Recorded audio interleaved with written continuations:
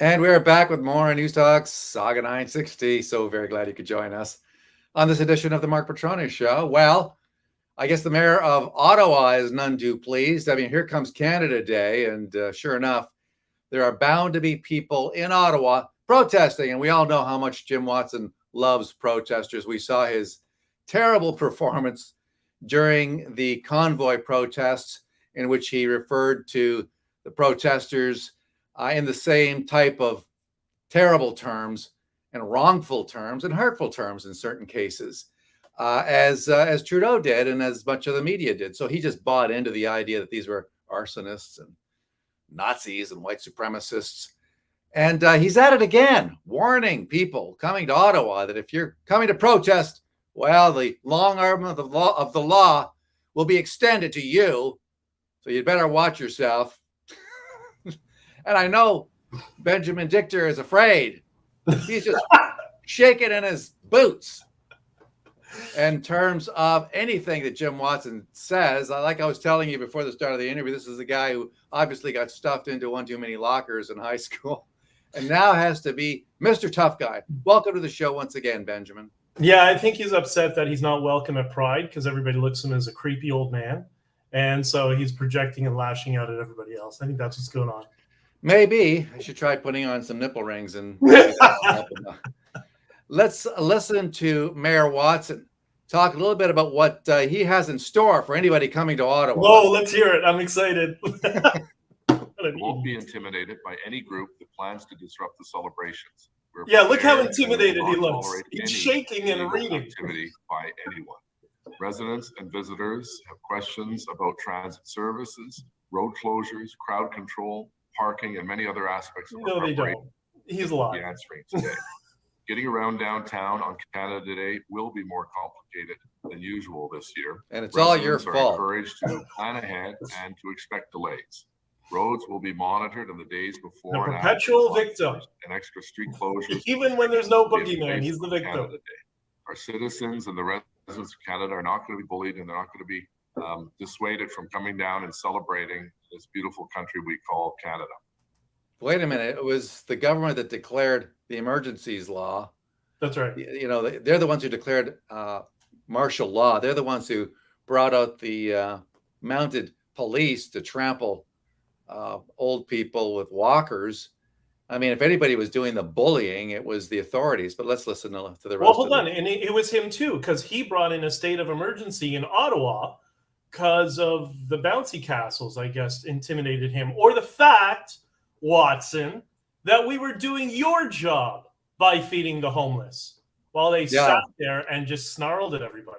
And he certainly didn't like that. And of course, this ridiculous allegation made about arsonists, and that was the other thing. I mean, Tom Quiggins' book goes into detail. That's right. In terms of all the mistaken and wrongful smears directed at the convoy. But let's listen to the rest of this soundbite here. So I encourage people to come and have a peaceful, joyous occasion in our nation's capital. And those people who are coming here to disrupt those wonderful celebrations will be dealt with the full force. Unless, of course, you're with Antifa or BLM, in which come on and disrupt all you want. The law. And they're not going to be warnings and second chances. If the law is broken, regardless who breaks it, there'll be consequences. This is a time to celebrate our great country. Yeah, this is a time to celebrate our authoritarianism. I mean, can you believe this guy? He does look like kind of, if Hitler were a senior citizen, it would look like him. Like, that's exactly how he behaves, right? All he's missing is the mustache. Yeah. What is it with this BS? I mean, it's like, if you're going to come and disrupt, well, that's what protests are legal in this country. They remain legal despite the actions of the government, despite the actions of Mayor Watson. But hold on. Go ahead. What celebrations did the Freedom Convoy interrupt? The Freedom Convoy was the celebration. It was Trudeau's truck stop. It was the largest block party in Canadian history. Like, how far up his own rear end is this guy have his head? Really? Yeah, absolutely. And that's what some people are asking here. What was the point of the cops? This is from Matt Shanghai Army 2. what was the point of the cops beating up people for honking their horns?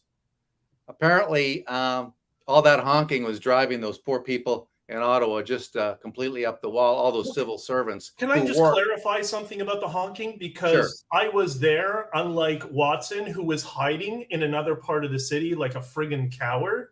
The honking, there was one night when we got there, there was one night that there was honking late. And then the next night, I believe it all stopped at later, around 10, 11 o'clock. And then the rest of the time, it was during the day for certain hours, and that's it. And you know why? Because truckers need to sleep too. Like, this is basic logic. And the fact that these psychopaths think they can get away with these continual lies, what we are seeing, which is great, during these parliamentary committees, everything is falling apart. Everything they said, every lie that they made is being exposed. And, I want to give particular credit to a couple of conservative members of parliament and one NDP member of parliament who didn't support us in any way. It's going to occupations thing. Okay, fine, whatever. But at least he's trying to drill down, him and the others, into how much the government lied. And honestly, they need to at least be prosecuted. They should be thrown in jail for their behavior of what they did in Canada. And you know what? It's a matter of time, at least until they get prosecuted, because they keep trying to run away from their actions, and that's not going to happen. We're not going to allow it. Well, I'm hearing from Jagmeet Singh again, coming out and saying, look, it was clear that the truckers had one aim in mind, and that is to overthrow the government of Canada. He says it was right on your website. And he came on, and this was in a James Top, a response to James Top. So this is outrageous, once again, what they're saying, and completely wrong. I think I don't remember you guys posting something about a need to overthrow the government of Canada. I don't remember seeing that. I mean, he certainly didn't. Mr. Singh did not post any of that on his rebuttal to James Top. Let's listen a little bit to his clip. Do we have to? Well, actually, this is okay. So this is go ahead. This is James Top and his response to Jagmeet. Let's listen to meeting. First of all, I meet with people that I disagree with regularly. No, you don't. It is something we should do. We should hear from people that we don't agree with, and liar. That's an important thing to do. Hearing different viewpoints, scumbag, liar, is a part of our democracy. And everyone should be open-minded enough to meet with someone that they don't agree with. I reached out to every member of parliament, every single one of them, from the top to the bottom, across the board, no party preferences.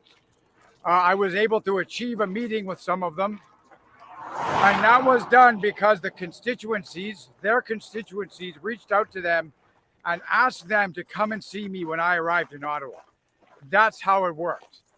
And it is encouraging because what we saw was a display of courage by the MPs who came to talk to me. They listened to what their constituencies in their ridings had to say, and then those folks came to talk to me about my concerns. Now, what is being characterized in the media right now is that they are meeting with convoy organizers. And I would just like to clarify something right here, right now, including to Mr. Jagmeet Singh, and I want to calm his concerns about that meeting because I am not a convoy organizer. My name is James Top. I am a soldier. I'm a Canadian citizen. I am a taxpayer. I'm a voter. I reached out to every single member of parliament, including Mr. Singh. I wish that he would honor his statement when he says that he's willing to sit down and speak to those people, even those that he disagrees with. Mr. Singh, here I am. I am not with the convoy. The convoy happened a number of months ago. I am James Top. I have created an organization called Canada Marches for the purposes of securing a meeting with any member of parliament, regardless of what party they are in. So, Mr. Singh, I would be happy to meet with you. Yeah, I don't think that meeting is going to take place. I don't know. I doubt that Singh has any interest whatsoever in meeting with James Top. This guy is an elitist. He's a leftist. He doesn't like anything associated with protests. On one hand, he makes a big show out of attacking Justin Trudeau and all his actions, and then in the same breath, he'll support them and prop them up. So I don't think Singh has any credibility whatsoever. Well, but he did distance himself from the convoy there, BJ. Well, the other thing is, in terms of Singh, you notice the Sikh community is calling him sellout Singh. And I think when you look at from a cultural reference within the Sikh community is all about strength. The Sikh community were warriors, and they have this coward walking around in a Sikh costume who's a complete coward, pretending as though he represents the Sikh community. And there are a lot of Sikh truckers, and boy, do they despise sellout Singh. And you've seen some of that over the last little while, right? Yeah, James Topp is doing his own thing. I think we should all support him. He's a veteran who has shown Canada what strength is, the same way that Terry Fox did. He's doing the very same things, walking across the country, which is not, especially in the middle of winter. And I think it's a good message of unity for Canadians to go out and support him and support his message of strength. I want to play another clip from Singh. I know you really don't want to hear it, but you really don't like your audience, eh? You really want to torture I'm sorry, them. but you know what? This guy is on the payroll. And here he is talking about the goal of the convoy. So you need to hear this. Tell me what our goal was. From Mr. Singh. Let's listen. When we look at the convoy specifically, people can have different viewpoints, and that's healthy, and we should have that. But the convoy, if we want to be very specific, and the occupation of Ottawa, they had a very clear mandate and a very specific goal. They posted it on their website. They repeated it in a number of press conferences. Their goal is to overthrow the democratically elected parliament. And that's not something that we should be supporting. That's not something that elected officials should be supporting. You were overthrowing. I mean, why weren't you charged with treason? Why weren't you charged with launching an insurrection? This is the same type of fake news that was peddled by all the bought-off chimps in the media. It's been disproven repeatedly. Why didn't Jugme post the actual screen grabs of you guys demanding the overthrow of the government? I don't remember seeing that. When did you guys post on your website, BJ, that you were planning to overthrow the government of Canada? We didn't. He's a liar and a scumbag. And honestly, he is vomit-inducing. He really is. I'm starting to feel nauseous just having to have been subjected to that. And, just for a specific reference, anybody can go onto YouTube and go look at my interview with Jordan Peterson on Jordan Peterson's podcast, where last I checked, it had about 800,000 views, if I'm not mistaken, where I said specifically and directly, without any ambiguity at all, I said, we are not here to overthrow the government. That is what elections are for. I said it as clear as day. Now, maybe it needs a hearing aid, or maybe he's just a psychopath and a liar. I'm willing to bet it's probably the second. Is there any way you could sue this guy?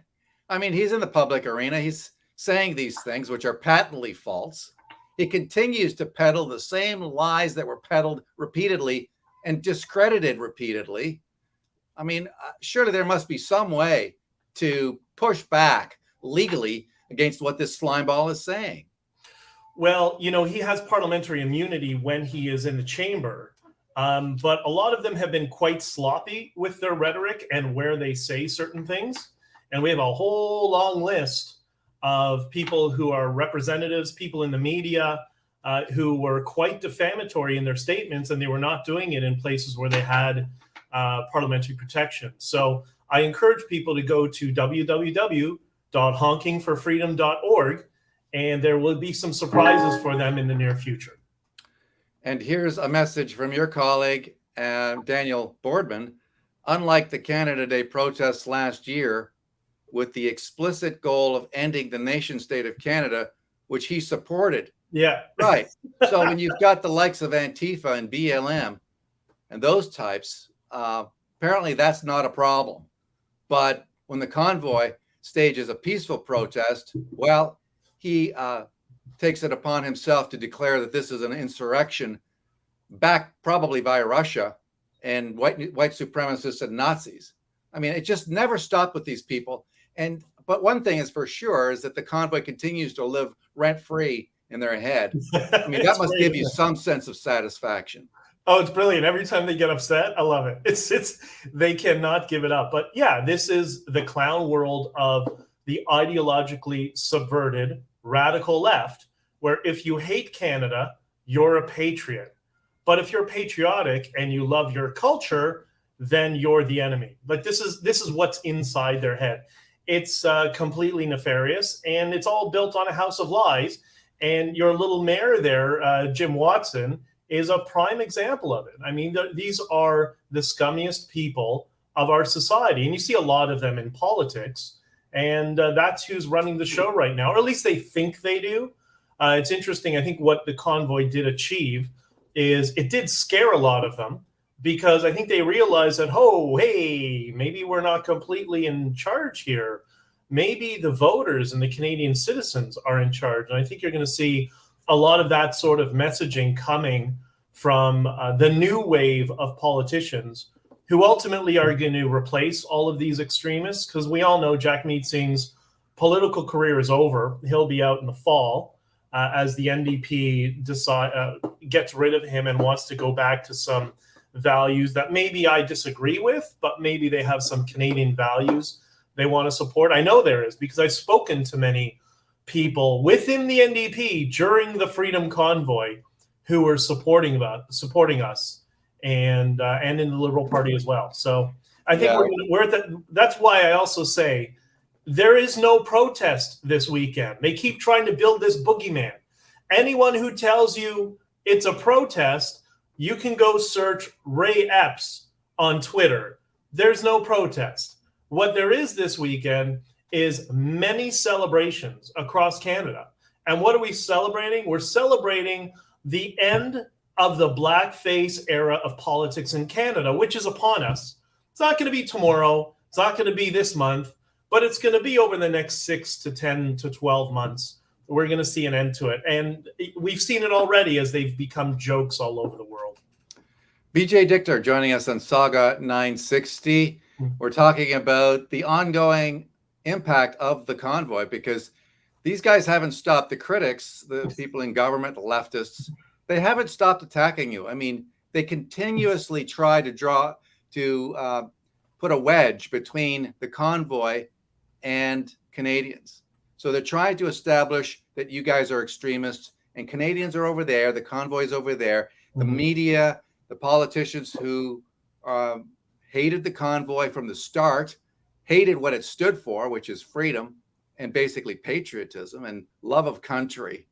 And so they have spent all their time, a good chunk of their time, trying to basically put a wedge between you and the support of Canadians. And they're continuing to do that through the use of smear. But it does say something about the ongoing, I think, enduring impact of the convoy. Here's another message from CH. The tide is turning. Even mainstream media news is starting to turn on Trudeau. I don't know about that. I mean, part of me thinks I'd like to see the mainstream media that has propped this guy up go down with the ship. I don't think they deserve to separate themselves, to distance themselves from Trudeau, who's clearly on the Titanic and going down. To me, I think if they're going to spend over 7 years running interference for Justin Trudeau, I think they should go down with that ship. I don't know what you think about that. I agree with much of what you just said. And obviously, they're all trying to drive wedges, but that's why the convoy was such a threat to them. Because the convoy had people from across the political spectrum, and we all came together around the common denominator, the value of freedom. That's why you saw people from truckers or supporters from Quebec and Alberta and Saskatchewan coming together. You know, I said in some of the interviews, we saw numerous times, there's one that I remember specifically, but we saw it on the streets on Wellington, of people talking to each other utilizing Google Translate, because the people from Quebec couldn't speak English well enough, and vice versa. But they had established friendships together. I got pictures of myself with people who became friends. These two guys I always remember, right in front of Parliament Hill. One had a sign that said freedom. The other had a sign that said liberté. And they were, they seemed to gotten to know each other over a couple of days. And I'm sure they formed a friendship. I was just at a Convoy reunion barbecue this weekend, about an hour and a half, 2 hours outside of Toronto, with, 75, 100 people at somebody's home. All friendships of people who met each other during the convoy. They were all parked close to each other and were sharing resources with one another and barbecuing for each other. And this was the first time they got together and talked about what they've been doing since the convoy, and they formed some very serious bonds. And guess what? Not all of them are conservative or liberal or left or right, or some of them don't even care about politics. But they do care about their new friends. They do care about freedom. And they do care about this subverted political class that thinks, wrongfully, that they're going to be able to destroy the values of Canada. And they are failing miserably. And it's wonderful to see that it's finally catching up with them. Yeah, it's interesting, the idea that you're going to be having annual parties, like convoy parties. I think that's how you create, perpetuate the story. And then, of course, you've got books as well. Andrew Lawton's got one. You mentioned Tom Quiggin's book as well, looking at various aspects of the convoy, what took place. Mm-hmm. You're writing history, which is a good sign, because if the bad people write history, then you really are a bunch of white supremacists. Well, I should also then, just let you know right now, I've been back and forth, and with Andrew, he shared a copy of his book and let me know, and it's great. I'm about 25,000 words into my book about everything that's gone on behind the scenes, into more detail of a lot of what Andrew was speaking about. And I hope we're aiming to have it ready for Christmas as this year's stocking stuffer. So, those days that I was talking with Jordan Peterson and Tucker Carlson, like what was happening behind the scenes of those days, it was complete craziness. Like it was fascinating, but it was very, very chaotic, and dealing with some of these politicians that were constantly trying to smear us, because that's all they had was the attempt at smear. And then people on the inside that were sometimes mistakenly and sometimes intentionally causing problems. But this ain't going away anytime soon. And you can see that by the coverage of these hearings. There are people who've built very successful YouTube channels now just covering the hearings about freezing bank accounts. Because guess what? People in the Liberal Party are pissed off about that too, as are people in the NDP. The government went way beyond what its mandate should be, and committed what I believe is an illegal act in freezing people's bank accounts and assets and insurance and credit cards and all that sort of stuff. And that's why we released that article together that you wrote when about Scotiabank apologizing. So this is going to haunt them. And I think at the end of this, years down the road, we're going to get some sort of act called the Trudeau Act, which will be around authoritarianism and co-opting the financial sector in a fascistic manner, the same way it's been done in many other fascistic regimes in the past. Yeah, I think what they're going to try to do is to rewrite history. I think that's the next move. Oh, we didn't do that. Yeah, well, we didn't. No, that's wrong. The government didn't behave in that way. We didn't say those things. Yeah. Too bad for that. Too bad for them that stuff on the internet has a 30,000 year half-life or whatever it is. That's right. There are records of it. Yeah, they could try to wipe it out, but there's a long record of the conspiracy theories peddled not only by the regime but by their flunkies in the media. But I predict that they are going to do that. They're going to go back. They're going to try to change their intention. They're going to try to rewrite history. Oh, we were actually in favor of the convoy all along. We actually favor protest. We think it's a great thing. Well, I mean, Christopher Freeland just did that already. Remember, she tried to weasel her way out of it, saying, "Oh, we were concerned about the economy." Like, no, that was never uttered. You used the word terrorism and domestic terrorist, and you screwed yourself now because everybody knows it wasn't a lie. So good luck trying to move the goalposts. But that's not going to happen. We're not going to allow it. No, that's an excellent point because she recently did do that. She didn't provide any, not even a shred of proof, no numbers. She did at one point say, well, I've got all sorts of numbers in my head.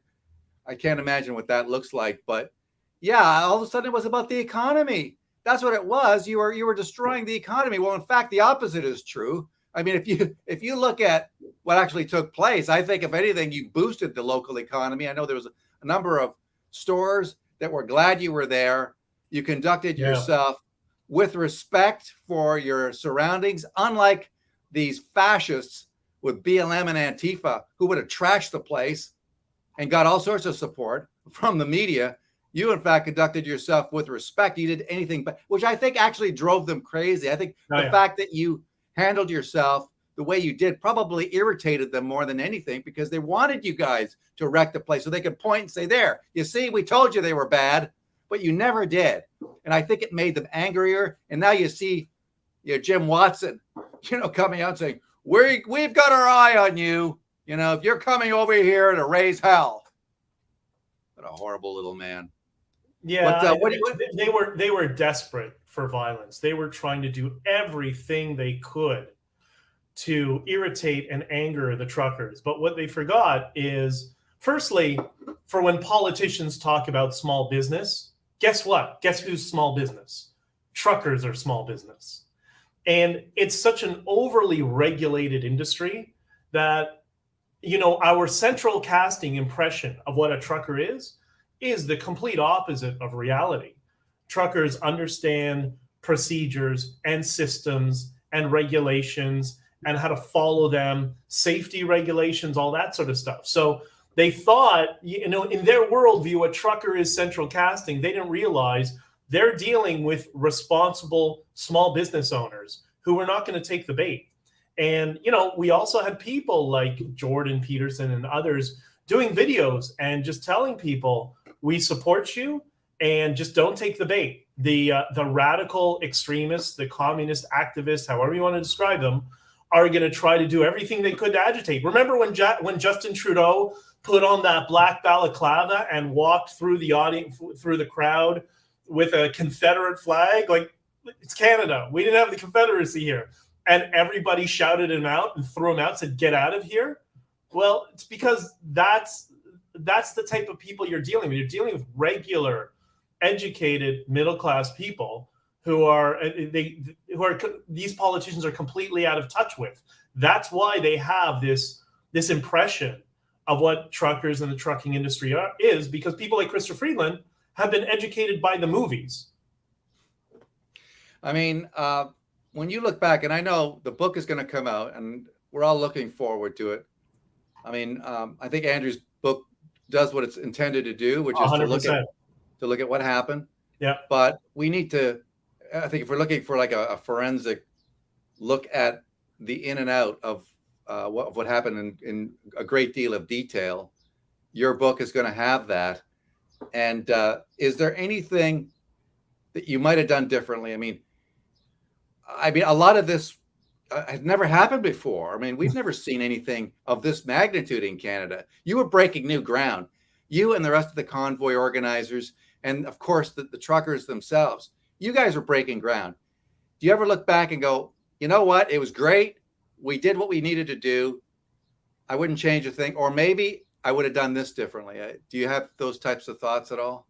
Yeah, unfortunately, it's not a one-man show, right? So there was one particular thing that I was really, really concerned about, which was the mass amount of money that we were raising. And I made suggestions to the people on the board of how to deal in that world. The world of millions of dollars is a completely different world than just going to the bank and withdrawing a few $1,000s. Like everything operates differently.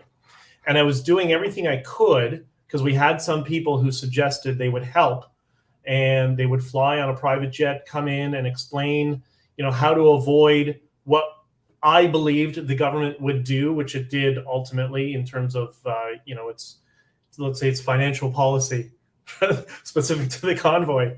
But I was kind of outvoted. There was myself, Tamara, and a few others that I guess they were so inundated with so many other things, and just kind of got lost in the weeds.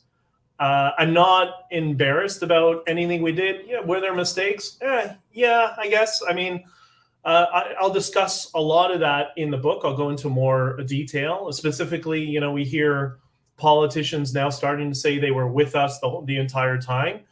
No. I'm going to explain exactly the conversations that were going on. The politicians are arguing amongst themselves as to who was more supportive or not supportive, which is fine, which is good. At least they're now finally coming on the right side of history. But it's kind of like, I tried to tell you, like, I had numerous conversations reaching out to people who are either in office, who are staffers, explaining, like, this is what we're trying to do. We're not trying to overthrow the government.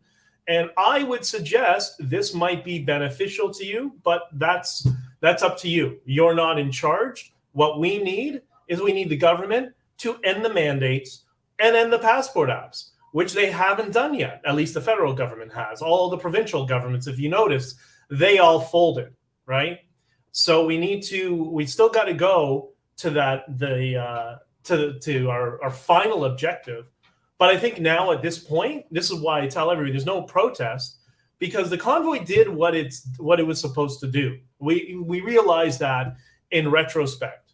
It changed things on the provincial level, and the entire world now knows that Prime Minister Diversity Trudeau has a blackface fetish. Great. Everybody knows what he is now. And now you're seeing through these hearings about the freezing of money, the truth is slowly starting to either come out or the government's trying to hide it. And Mark, do you think this is going to be the last inquiry? Because I'll tell you, I have a lot of faith in the opportunism of politicians wanting to throw each other under the bus. And this is going to be like candy for them because it gives them so much ammunition to do so. Well, let's hope so. And looking forward to your book. Thank you for coming on the show once again, Benjamin. My pleasure as always, man. BJ Dichter joining us on Saga 960. And that is it for this edition of the Mark Petrano Show. Hope you enjoyed it. Absolute blast bringing it to you. So stay safe. Be strong, my friends. We'll see you next time. Bye-bye for now.